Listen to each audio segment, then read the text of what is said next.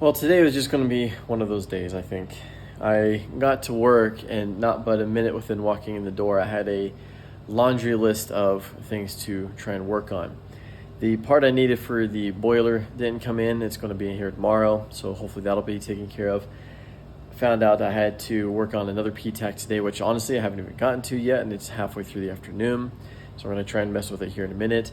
And also the fact that the dishwasher quit working today as well. So it's been one of those days where everything decided to fall apart at the same time, and so I've been a busybody trying to get it done. And so ordered the part that I needed. A solenoid went bad on this dishwasher. Just gotta wait for it to arrive.